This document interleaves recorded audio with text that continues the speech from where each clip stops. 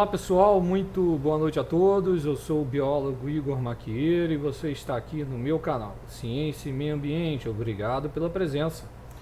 Bom, olha só essa curiosidade aí, vamos entender o caso aí. O pessoal já está falando algumas bobagens, algumas coisas totalmente infundadas. Então esse bebê nasceu com essa cauda, vamos dizer assim, no México.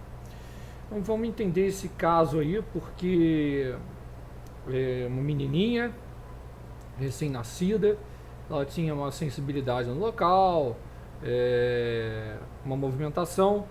O caso é incomum, tá? Sobretudo pelo tamanho dessa cauda aí, mas foi retirado cirurgicamente. Então esse bebê ele nasceu no estado de Nuevo León, no México, então com uma cauda de 6 centímetros, tá? E esse fato incomum chamou muito a atenção. Inclusive, esse caso foi publicado no Journal of Pediatric Surgery Case Reports, né, que é o periódico científico dedicado a reportar esses episódios cirúrgicos em crianças, tá? Então o relato aponta para essa menina que veio ao mundo no hospital localizado próximo de uma área rural, foi via cesárea, tá? Seus pais não tinham qualquer problema de saúde, também não tinham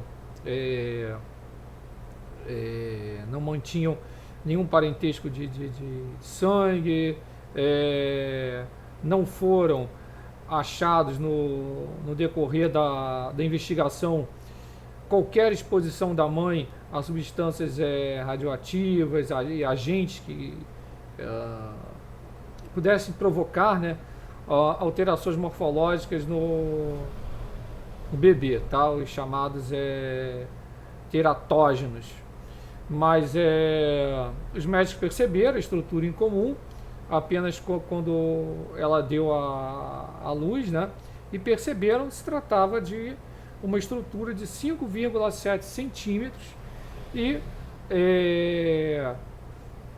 com diâmetro mais ou menos entre 3 a 5 milímetros, dependendo da extremidade, tá? Então, coberta de pele, alguns pelinhos muito finos, tá? Vou mostrar a imagem para vocês verem aqui, ó.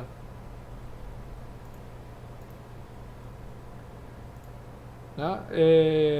Então tá a estrutura aqui em A, isso aqui é retirada do artigo, tá? Em B ali a imagem do exame, tá?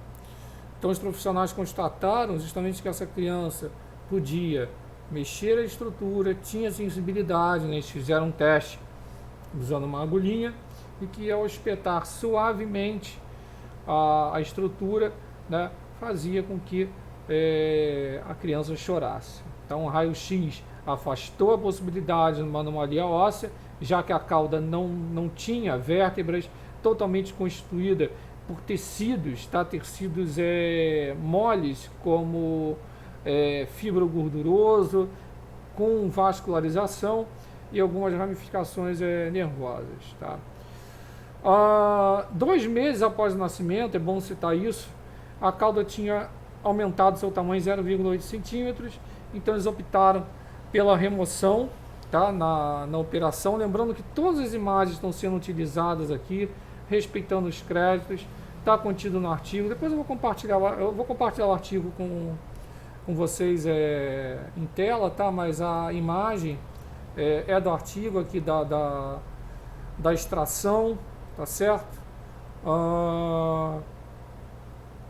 Um caso raro, um caso delicado, tá? O estudo publicado no Journal of Pediatric Surgery Case Reports, que traz essa informação, né, mesmo sendo raro, e tem 2 classificações, minha gente, isso daí: as caudas verdadeiras e as pseudocaudas.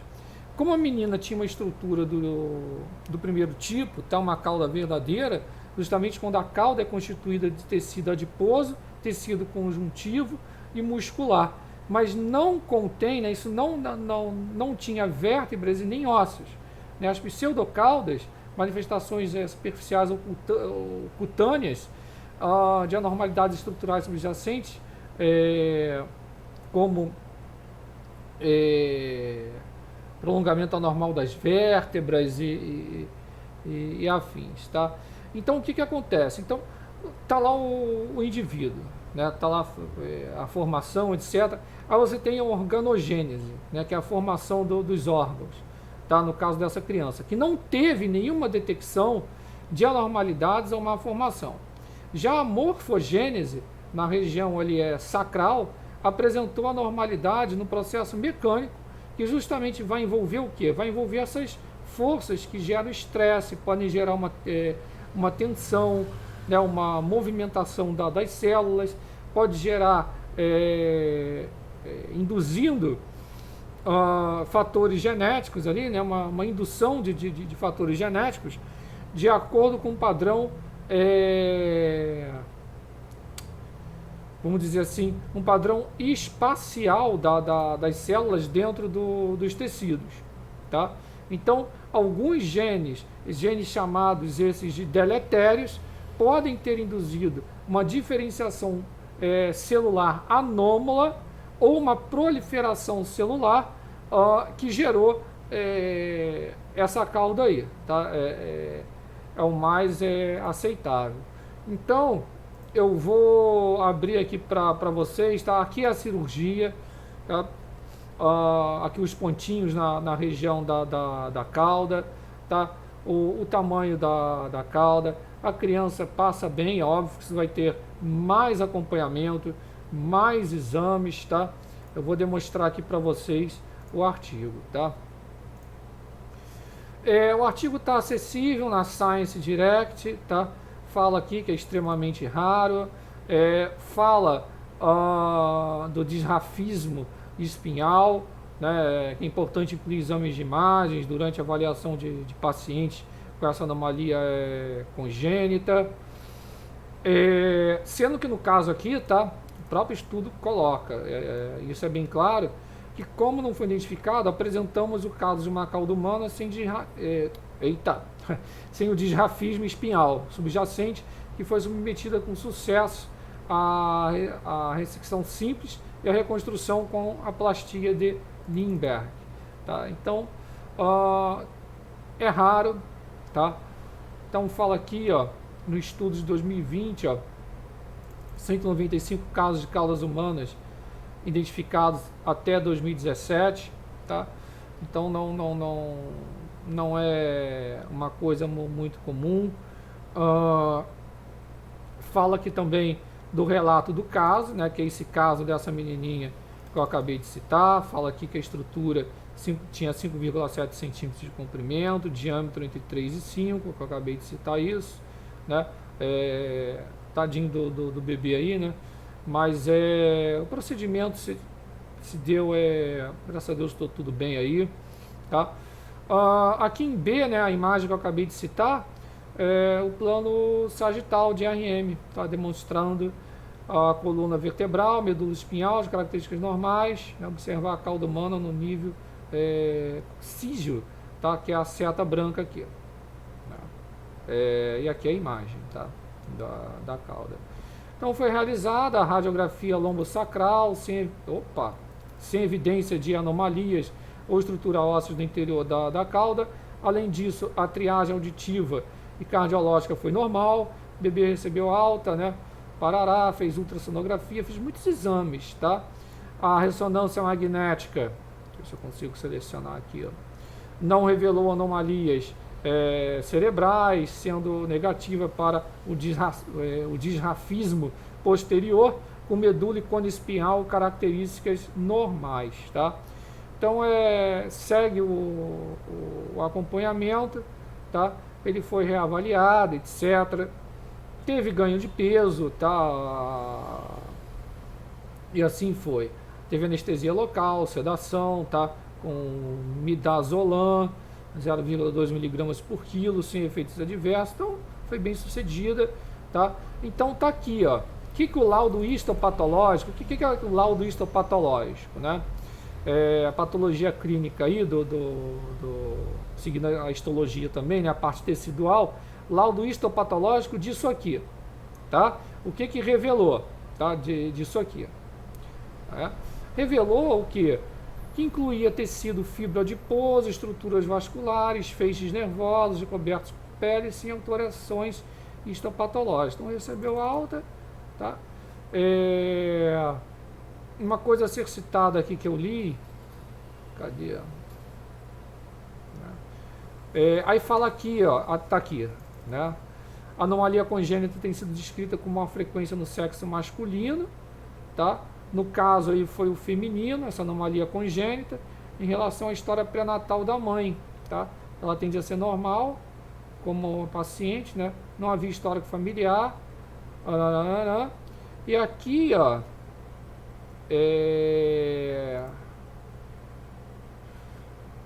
olha aqui,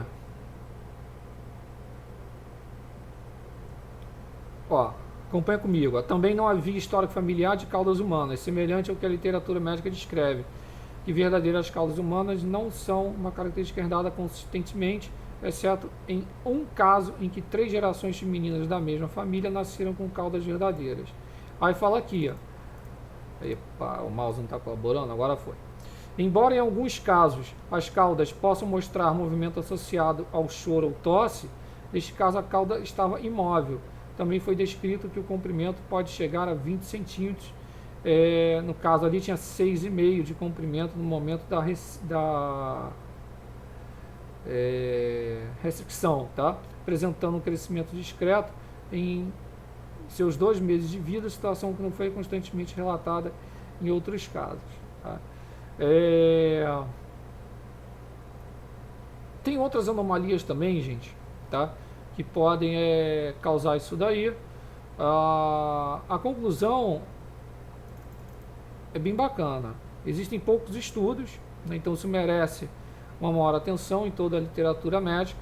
Propostas recentes de classificação devem ser levadas em consideração, considerando o risco de malformações subjacentes associados a caudas humanas. Os médicos são obrigados a incluir exames de imagem durante a avaliação. A tomografia computadorizada ou a ressonância magnética são úteis para descartar o disrafismo espinhal. Pode ser detectado em até 40% dos casos, seguido de distúrbios craniofaciais cerebrais em 6%. A simples restrição e reconstrução por plastia de Lindbergh parece ser um tratamento cirúrgico acessível, seguro, fácil, barato, de caudas humanas sem anomalias associadas, tá? Mas no meio do estudo aqui fala que isso segue o acompanhamento, tá? Respeitando as imagens aí. Que bom que tudo passa bem. E se você gostou do conteúdo, não deixe de se inscrever aqui no canal, ativar as notificações, compartilhar bastante esse vídeo, deixa aquele like bacana. Quem puder realizar sua colaboração, o link já está na descrição. E inscreva-se também lá no meu outro canal, o Alerta do Tempo, com previsões, boletins meteorológicos, muita informação, curiosidade. Vocês só encontram aqui nos 2 canais, tá? O link já segue na descrição também, do Alerta do Tempo. O artigo também, o link está na descrição para você conferir. No início da live aqui, acho que por um erro de tradução, que eu estava acompanhando o artigo, falou que tinha uma leve movimentação, né, da estrutura, né? Então, o que acontece, né? No estudo, tem um estudo e tem o pessoal que está observando isso aí da parte genética, aí dá aquela divergênciazinha, mas enfim, o importante de tudo é que a criança segue bem, tá? E a investigação vai prosseguir, principalmente com ultrassonografia e ressonância magnética, tá certo? Então, um forte abraço, fique na paz e muito obrigado pela sua participação.